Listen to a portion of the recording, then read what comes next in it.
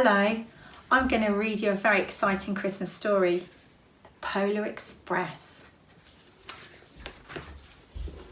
On Christmas Eve, many years ago, I lay quietly in my bed. I did not rustle the sheets. I breathed slowly and silently. I was listening for a sound a friend had told me I'd never hear. The ringing bells of Santa's sleigh. There is no Santa, my friend had insisted, but I knew he was wrong. Late that night, I did hear sounds, though not of ringing bells. From outside came the sounds of hissing steam and squeaking metal. I looked through my window and saw a train standing perfectly still in front of my house. It was wrapped in an iron of steam. Snowflakes fell lightly around it. A conductor stood at the open door of one of the cars. He took a large pocket watch from his vest. Then he looked up at my window. I put on my slippers and robe. I tiptoed downstairs and out of the door. "All aboard!" the conductor cried out. I ran up to him. "Well," he said, "are you coming?" "Where?" I asked. "Why, to the North Pole, of course," was his answer. "This is the Polar Express." I took his outstretched hand and he pulled me aboard. The train was filled with other children, all in their pyjamas and nightgowns. We sang Christmas carols and ate candies with nugget centres as white as snow. We drank hot chocolate as thick and as rich as melted chocolate bars. Outside, the lights of towns and villages flickered in the distance of the Polar Express as it raced northward. Soon there were no more lights to be seen. We travelled through cold, dark forests where lean wolves roamed and white-tailed rabbits hid from our train as it thundered through the quiet wilderness. We climbed mountains so high it seemed as if we would scrape the moon. But the Polar Express never slowed down. Faster and faster we ran along, rolling over peaks and through valleys like a car on a roller coaster. The mountains turned into hills, the hills to snow-covered plains. We crossed a barren desert of ice, the great polar ice cap. Lights appeared in the distance. They looked like the lights of a strange ocean liner sailing on a frozen sea.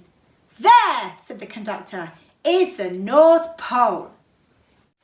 The North Pole! It was a huge city standing alone at the top of the world, filled with factories where every Christmas toy was made. At first we saw no elves. "They are gathering at the centre of the city," the conductor told us. "That is where Santa will give you the first gift of Christmas." "Who receives the first gift?" we all asked. The conductor answered, "He will choose one of you." "Look!" shouted one of the children. "The elves!" Outside we saw hundreds of elves. As our train grew closer to the centre of the North Pole, we slowed to a crawl. So crowded were the streets with Santa's helpers. When the Polar Express could go no farther, we stopped and the conductor led us outside. We pressed through the crowd to the edge of a large open circle. In front of us stood Santa's sleigh. The reindeer were excited. They pranced and paced, ringing the silver sleigh bells that hung from their harnesses. It was a magical sound like nothing I'd ever heard. Across the circle, the elves moved apart and Santa Claus appeared. The elves cheered wildly. He marched over to us and pointing to me, he said, "Let's have this fellow here." He jumped into his sleigh. The conductor handed me up. I sat on Santa's knee and he asked, "Now, what would you like for Christmas?" I knew that I could have any gift I could imagine. But the thing I wanted most for Christmas was not inside Santa's giant bag. What I wanted, more than anything else, was one silver bell from Santa's sleigh. When I asked, Santa smiled. Then he gave me a hug and told an elf to cut a bell from a reindeer's harness. The elf tossed it up to Santa. He stood holding the bell high above him and called out, "The first gift of Christmas!" A clock struck midnight as the elves roared their approval. Santa handed the bell to me and I put it in my bathrobe pocket. The conductor helped me down from the sleigh. Santa shouted out the reindeers' names and cracked his whip. His team charged forward and he climbed into the air. Santa circled above us, then disappeared in the cold, dark polar sky. As soon as we were back inside the Polar Express, the other children asked to see my bell. I reached into my pocket, but the only thing I felt was a hole. I had lost the silver bell from Santa Claus's sleigh. "Let's hurry outside and look for it," one of the children said. But the train gave a sudden lurch and started moving. We were on our way home. It broke my heart to lose that bell.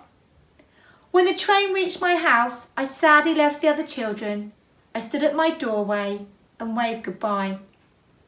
The conductor said something from the moving train, but I couldn't hear him. "What?" I yelled out. He cupped his hands around his mouth. "Merry Christmas!" he shouted. The Polar Express let out a loud blast from its whistle and sped away. On Christmas morning, our little sister Sarah and I opened our presents. When it looked as if everything had been unwrapped, Sarah found one last small box behind the tree. It had my name on it. Inside was a silver bell. There was a note. "Found this on the seat of my sleigh. Fix that hole in your pocket. Signed, Mr. C." I shook the bell.